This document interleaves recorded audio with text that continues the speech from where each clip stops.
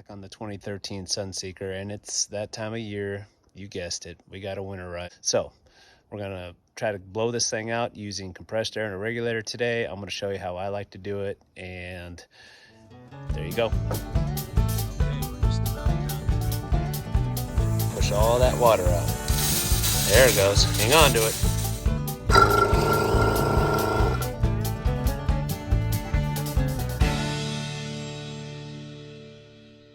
Okay, step one. On this particular model, the potable water tank is located on underneath the bed in the back of the unit. And so we're gonna start off by doing a drain down on that. So I'm gonna open up this. Now any motorhome or travel trailer that's got a potable tank on it should have a drain on it. And this is gonna take a little while. All right, while we're waiting for that potable water tank to drain, here's my air compressor setup. I don't have a lot of volume, but I have a regulator that works well. Now, I put this on. This didn't come with the original air compressor. It did have a regulator. It was just in really bad shape, and it didn't work well. I can't state enough, you gotta have a regulator that can control your compressor air, which normally, in this case, on this unit, 125 pounds, it cuts in about 90. And then I've tested this. I put an air chuck on the end just to make sure that it's going to be steady at 40 even when the compressor kicks on. So there's no way I'm going to go past 40 pounds. And when we start this compressor is probably going to be running quite a bit. And, you know, that's just the way it is. But yeah, make sure you have a regulator that you can adjust.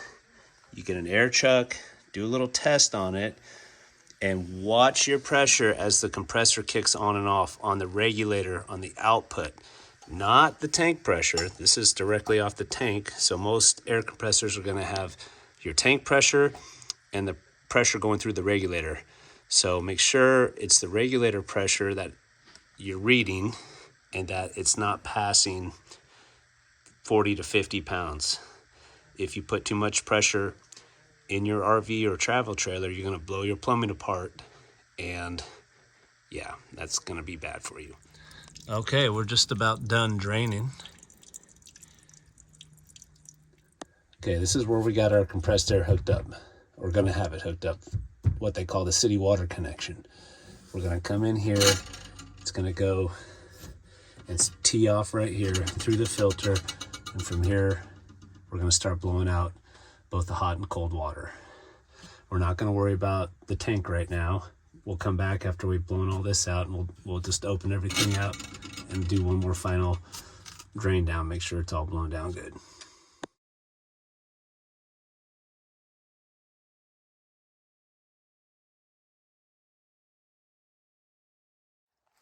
All right, we're going to start with our exterior shower, and we're going to try to blow it out. You ready, Harvey? Yeah. All right, here we go. I'm hooking up air. All right, comes the cold. You ready? Yeah. There we go. The compressor just kicked on, and we're just going to let that go until you get air. Push all that water out. There it goes. Hang on to it. All right, I'm going to switch over to the hot now. Here's the hot.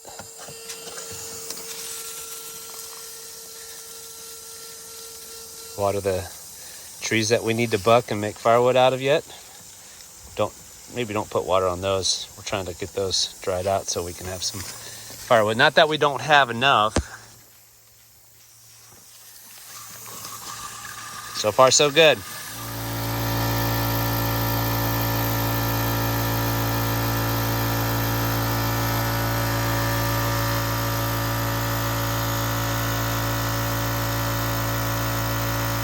Okay, we're getting pretty close now to the point where we're just pushing air. So we're going to go ahead and shut it in, let the compressor take a break. We'll let the system breathe down a little bit.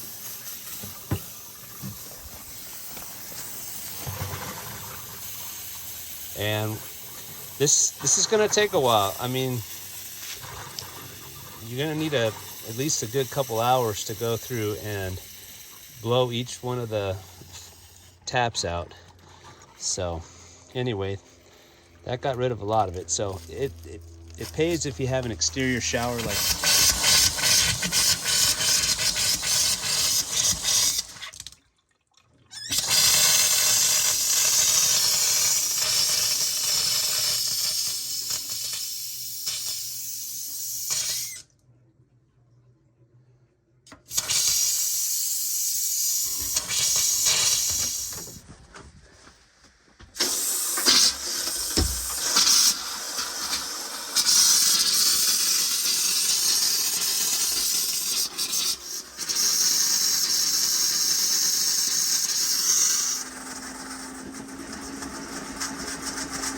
Forget your toilet. Now I'm gonna go ahead and pull the hot water heater plug. Okay, here's the cool thing about this. So if you guys have an RV like me, then hopefully I keep a tire iron with mine. The spare's in the back, and I have a 3-ton floor jack that I bring whenever we're going anywhere that's far. If you do have a tire iron, then this works pretty cool. You put it right on your hot water heater plug, and you're golden. This is a pretty good size socket, one that is bigger than what I have with my sets. But I figured out a while ago that you can actually use this to pull the plug. And obviously we're gonna keep blowing this thing down. I've gone through the bathroom, the kitchen, the toilet, the bathroom sink, the outside shower, the inside shower, and I've systematically blown each one out. I'm gonna blow out the hot water heater for a little bit. I'll put the plug back in, then I'm gonna go back and do it all over again. When you're using compressed air, it takes a while, and you gotta be very systematic, blow it all out, and then blow it all out again. Pop and purge, pop and purge. A safety moment here. When you go to pull that hot water plug, make sure you don't have any pressure or very little pressure on the system. All right, so even a few pounds can create a fairly dramatic response on this. 30, 40 pounds, 50 pounds, and you pull that plug, it's gonna wanna come shooting out at you pretty good. So be careful, make sure you've bled off the air, any trapped air, before you go pulling the plug. Once you got the plug pulled, you can play with it as you're blowing it out. Put the plug in just real loose, like let it build up a little bit of back pressure, and just do a real gentle pop and purge on it. And then go shut your air in, bleed the system off, put the plug back in, and then go through all your appliances again. All right, so here's how on a 2013 Sunseeker, this particular model, Forrest River, whatever, you access the hot water heater. Now what I'm wanting to do here is open the bypass just to kind of help make sure there's no trapped water anywhere. So we're going to open that up, and then we're going to pressure up again and just keep on blowing it all. Oh, what's this? Hey, how about that? Wonder where that went. Anyway, we're gonna open up the bypass and we're gonna keep on blowing. We'll turn the air back on, hook it back up, and I got the hot water plug back in. We're gonna just blow everything out real good again. This will be about the 4th time now I've blown out each location. And that's what you gotta do when you're using compressed air. You're just being methodical and taking your time and getting each one of these to the point where it's pure air, there's no more mist, and it's just 99% air. Okay, so here we go. Compressor on. I'm gonna start off with out here. That's looking good. Very little water coming out now.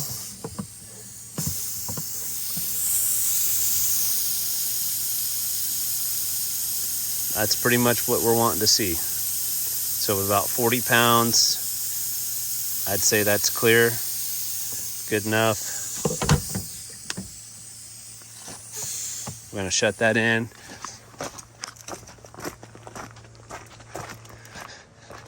Make our way up into the RV. Kitchen sink.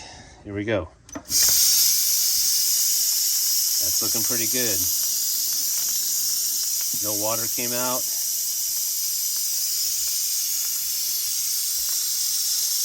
Switch over to our hot.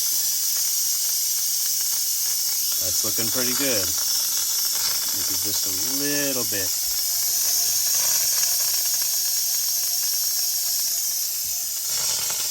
There's a little bit hiding yet. It's all right.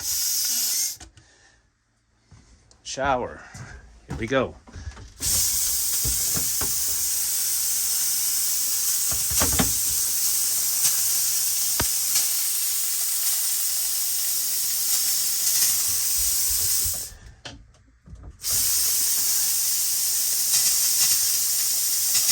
Chasing that last little bit.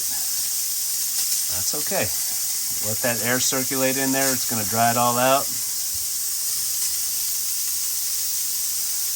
Like I said, this is going to take a little time. You don't just open this for a few seconds and call it good. You got to really let the air work its way through the system. Get those lines dried out. You got to chase out that every last little bit you can get.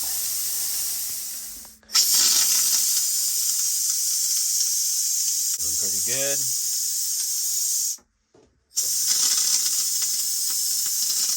Now these traps, I'm going to come back and put antifreeze glycol coolant in each one of these.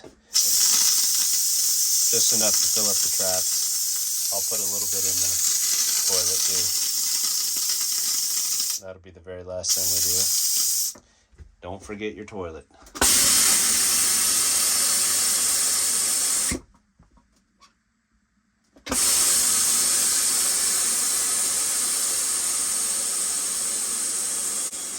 So far, so good. Okay, we've got our blown down complete. So I'm gonna go after this water filter now, get it pulled off, and go ahead and disconnect the line to the pump and from the pump. And we're gonna try to get all the water out of there too. We don't wanna freeze up our pump. All right, one last little blow.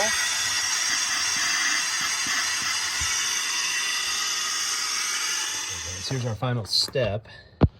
So I'm gonna take this fitting that we were using earlier at the city connection on the pressurized side, and this is the water fill.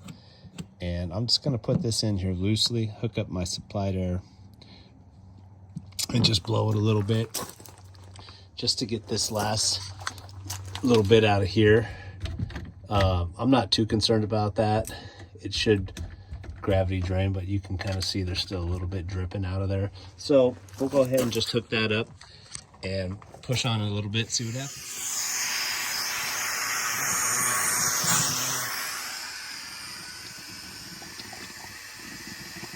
Try to clear out that last little bit. I'm gonna let that go for a little while.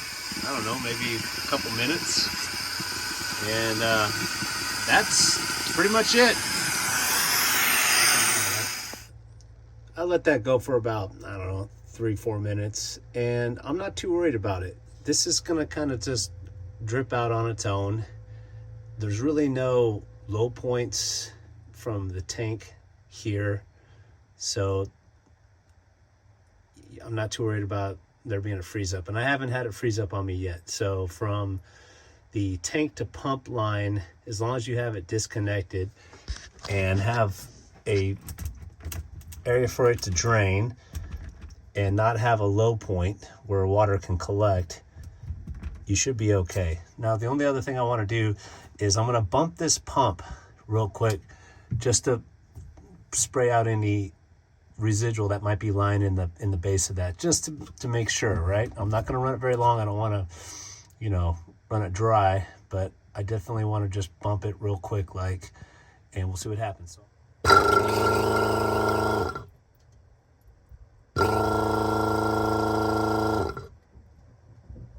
Okay, final step.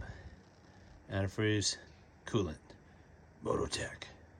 It doesn't, you know, whatever. This is what I found in my garage. We want to just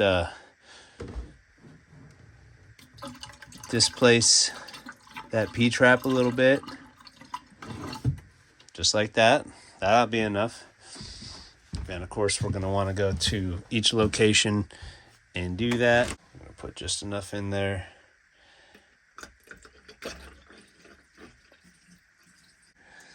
There's probably some residual down there too. A little right there. Tad bit more here. A little bit extra goes in the gray tank. That's not going to hurt. Shower, but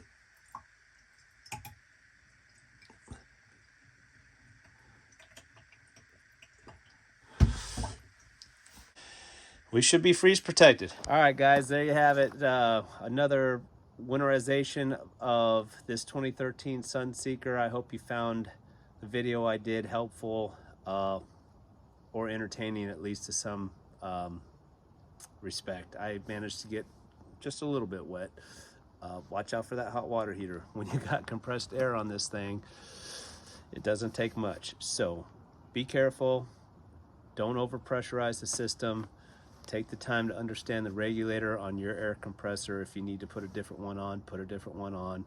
That's the key to this when you're using compressed air. And then, of course, when you're done, follow up with a little bit of antifreeze on all your traps. Get a little bit in your black and gray water tank. Not a lot, just enough to kind of get it in there. And, of course, I emptied my black and gray water tanks here prior to doing any of this, right? You want to make sure those tanks are dry or reasonably dry.